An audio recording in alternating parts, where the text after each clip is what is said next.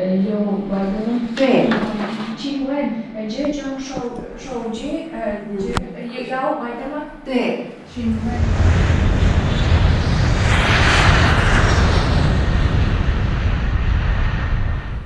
ผมยาซีน Yes I Go วันนี้ผมจะมาตอบถึง 10 ข้อสงสัยของเพื่อนๆถึงการมาเรียนที่จีนคือง่ายๆนะถ้าเพื่อนๆจะมาเรียนที่จีนไม่ว่าด้วยวิธีใดนะให้ดูคลิปนี้ดูคลิปเดียวจบอย่างแรกเลยทำไมต้องมาเรียนที่จีนซึ่งเหตุผลแต่ละคนเนี่ยมันก็แตกต่างกันนะแต่ถ้าหากว่าถามผมโดยส่วนตัวแล้ว2ประเด็นหลักๆเลยก็คือ 1. ผมเป็นคนชอบภาษาชอบพูดอยู่แล้วก็จีนเนี่ยมีประชากรที่เยอะมากๆเลยนะไม่ว่าผมจะไปเที่ยวที่ไหนบนโลกใบนี้มักจะเจอคนจีนอยู่ด้วยเลยเพราะฉะนั้นถ้าหากผมพูดภาษาจีนเป็นเนี่ยมันจะทำให้ผมเนี่ยมีเพื่อนมากขึ้นทุกๆมุมโลกเลย 2. ก็คือเรื่องเศรษฐกิจโอ้โหเศรษฐกิจจีนมันโตขึ้นเรื่อยๆแล้วก็อีกไม่นานก็จะแซงอเมริกาแล้วซึ่งถ้าหากว่าผมพูดภาษาจีนได้เนี่ยในอนาคตผมจะสามารถใช้ประโยชน์จากตรงนี้ได้ 2. สมัครเรียนยังไงการสมัครเรียนเนี่ยครับมันมีหลายช่องทางนะโดยหลักๆแล้วผมจะแบ่งเป็น2ช่องทางแบบที่1ก็คือการมาแบบทุน 2. การมาด้วยเงินตัวเองซึ่งการมาแบบทุนเนี่ยมันจะสะดวกมากเลยนะเราก็แค่เสิร์ชใน Google หาทุนภาษาจีนทุนมาเรียนที่จีนหรือว่าเราถ้าหากว่าเราเรียนภาษาจีนในมหาลัยเรียนคณะภาษาจีนอยู่แล้วเราก็ไปติดต่อทางครูก็ได้ว่าพอมีทุนมีอะไรไหมติดต่อมหาลัยอะไรอย่างเงี้ยการมาเรียนกับทุนเนี่ยส่วนใหญ่จะมีคนดูแลให้เราก็แค่ส่งเอกสารไปสอบอะไรตามที่เขากำหนดไม่เหมือนแบบที่ 2แบบที่2นี่ก็คือการมาเรียนด้วยเงินตัวเองซึ่งโดยส่วนตัวแล้วเนี่ยผมมาด้วยตังตัวเองนะเข้าทางเว็บไซต์มหาลัยส่งเอกสารสมัครด้วยตัวเองซึ่งการสมัครด้วยตัวเองเนี่ยนะมันไม่ใช่ว่าไม่ได้นะมันก็โอเคแต่มันอยู่ที่มหาลัยซึ่งมหาลัยที่ผมเจอเนี่ยก็คือเขาไม่สนใจเอกสารผมมาหายตอบบ้างไม่ตอบบ้างซึ่งไอเราต้องการมาเรียนจริงๆแล้วมาเจอทางมหาลัยตอบเล่นๆอย่างเงี้ยผมก็ไม่เล่นกับตัวผมว่าผมไม่กลัวจะไม่ทันเทอมที่ผมจะเข้าเนี่ยผมก็เลยโอเคใช้บริการเอเจนซี่ซึ่งการใช้บริการเอเจนซี่เนี่ยมันสะดวกมากๆเลยวีซ่าผมก็แทบไม่ต้องไปทำด้วยตัวเองเขาจัดการอะไรให้เอกสารอะไรเขาดำเนินการทำให้ทุกอย่างเลยเขาก็ดูแลดีด้วยผมยอมเสียเงินค่าเอเจนซี่นิดหน่อยเพื่อให้ทุกอย่างมันราบง่ายยิ่งขึ้น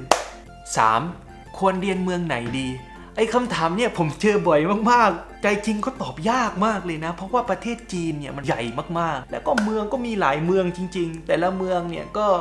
มีเสน่ห์มีข้อดีและข้อเสียที่แตกต่างกันไปแต่โดยส่วนตัวแล้วเนี่ยผมมาเรียนภาษาจีนแล้วผมก็ต้องเลือกสถานที่ที่เขาเนี่ยพูดจีนกลางซึ่งการพูดจีนกลางเนี่ยส่วนใหญ่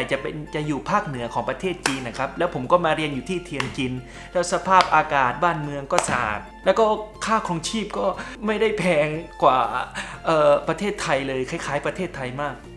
4. มาเรียนต้องสอบเข้าไหมการมาเรียนเนี่ยครับก็แบบที่ผมบอกนะถ้าหากว่าคุณทุนแลกเปลี่ยนอะไรอย่างเงี้ยมันอาจจะมีการสอบแข่งขันกับเพื่อนๆถ้าหากคุณมาด้วยเงินตัวเองอย่างเงี้ยมันก็อาจจะมีสอบบ้างนะแต่ว่าถ้าหากคุณเช่นผมเนี่ยผมมาเรียนภาษาเนี่ยมันมีสอบแน่นอนแต่ไม่ใช่ว่าถ้าหากว่าคุณสอบไม่ผ่านคุณต้องกลับไทยไม่ใช่สอบในที่นี้คือสอบวัดระดับภาษาของคุณเพื่อที่เขาจะได้รู้ว่าเด็กนักเรียนคนนี้เนี่ยนะเขาอยู่ระดับไหนจะได้แยกไปอยู่ถูกห้องเลเวลของตัวเราอะไรอย่างเงี้ย5. ถ้าหากว่าจะมาเรียนภาษาจีนที่จีนควรเรียนกี่เทอมโอ้โหจริงๆคำถามนี้มันก็ตอบยากเหมือนกันนะครับเพราะว่ามันอยู่ที่ตัวเรานะว่าเราจะคลุกคลีจะจริงจังมีประสิทธิภาพแค่ไหนในการเรียนภาษาเพราะแต่ละคนมันไม่เหมือนกันอยู่แล้วแต่มีคนแนะนำผมนะถ้าคุณมาเรียนจะเอาแบบคุณไม่ได้ภาษาจีนเลยแล้วอยากจะได้ชัวร์เนี่ยให้มาเรียน1 ปี1 ปีเนี่ยก็คือครูสอนอะไรคุณก็รับครูให้การบ้านคุณก็ทำคือไงตั้งใจเรียนใน1 ปีเนี่ยคุณจะได้ชัวร์แต่คุณอาจจะได้ช้ากว่านั้นถ้าคุณเล่นหรือว่าอาจจะได้เร็วกว่านั้นเนี่ยนี่อยู่ที่คุณแล้วถ้าคุณคลุกคลีกับคนหาเพื่อนคนจีนอะไรอย่างเงี้ยอาจจะได้เร็วกว่า1 ปีด้วยซ้ำอาหารการกินที่จีนเนี่ยแน่นอนเขาก็มีเอกลักษณ์ของเขาแต่ว่าถ้าหากเพื่อน เฮ้ยกูรู้สึกคิดถึงอาหารไทยอยากจะกินอาหารไทยอย่างเงี้ยจริงๆแล้วอาหารไทยร้านอาหารไทยมันก็มีทั่วเกือบทุกเมืองในประเทศจีนอยู่แล้วแต่ว่าถ้าหากเพื่อนๆอยากประหยัดอะไรอย่างเงี้ยก็สามารถซื้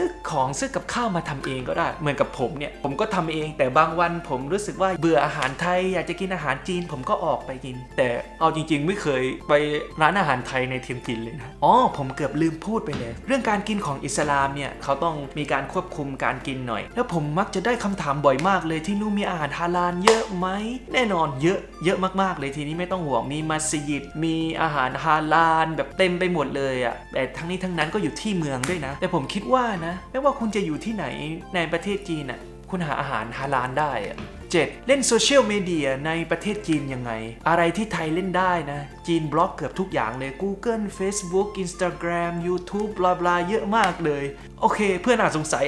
แล้วคุณอยู่ตอนนี้คุณอยู่ประเทศจีนแล้วคุณมาลงคลิปใน YouTube ได้ไงลงคลิปในเฟซได้ยังไงแน่นอนเรามีวิธีแก้โปรแกรม VPN เนี่ยคือประมาณว่าเอาง่ายๆสรุปง่ายๆนะยกตัวอย่างนี่คือ Facebook หรือโซเชียลอะไรต่างๆที่พวกเราเล่นกันอยู่ตรงนี้นะแล้วจีนอ่ะมันจะมีโปรแกรมตัวหนึ่งจีนอ่ะเขาสร้างกำแพงเพื่อบล็อกตัวนี้เราจะไม่สามารถใช้โซเชียลมีเดียได้แต่ว่าโปรแกรม VPN เนี่ยเปรียบเสมือนกุญแจมาปลดล็อกสิ่งที่จีนสร้างเนี่ยออกไปทำให้เราเล่นได้ซึ่ง VPN อ่ะมันก็มีเยอะแยะเลยนะทั้งของฟรีของนู้นของนี้แล้ว VPN ของฟรีอ่ะส่วนใหญ่โหลดมาก็ใช้ไม่ได้หรือไม่ก็โหลดมาแล้วมันก็ชอบหลุดแต่ถ้าเพื่อนๆอยากให้ดีอ่ะนะแบบว่าแบบไม่ติดขัดเลยสบายใจได้เนี่ยมันก็จะมี VPN ที่เราต้องเสียเงินอ่ะโอเคเดี๋ยวผมจะเปิดให้ดูว่าใช้ยังไงนะมาเนี่ยผมจะปิด VPN ให้ดูก่อนสมมติเราเข้า Google นะเห็นป่ะมันเข้าไม่ได้ YouTube ก็เข้าไม่ได้แต่ถ้าหากเราเปิด VPN เนี่ยโอเค VPN นี่ on แล้วใช่ป่ะ Facebook YouTube เราเล่นได้ทันที8สกปรกไหมสกปรกไหมเนี่ยผมเข้าใจคนที่ถามคำถามเหล่านี้นะเพราะว่าเมื่อก่อนผมก็เป็นคนหนึ่งในนั้นก็คือเราดูจากสื่อจากนู้นจากนี้เช่นทัวร์จีนบลาบลานะมันถามว่ามันคนประเภทนี้มีจริงไหมแน่นอนมีจริงแต่ว่าเพื่อนๆต้องเข้าใจนะครับว่าประเทศจีนเนี่ยเป็นประเทศที่ใหญ่มากๆแล้วผู้คนในแต่ละเมืองเนี่ยก็มีนิสัยที่แตกต่างกันซึ่งห้องน้ำที่สกปรกหรือนิสัยคนประมาณนั้นที่เราเห็นกันมันก็มีจริงๆคนที่ดีสะอาดก็มีเยอะแยะโดยเฉพาะเมืองกับเมืองเทียนจินเนี่ยโอ้โหสะอาดมากๆโอเคเดี๋ยวผมตัดภาพให้เพื่อนดูจะได้ไม่ต้องหาว่าผมขี้โม้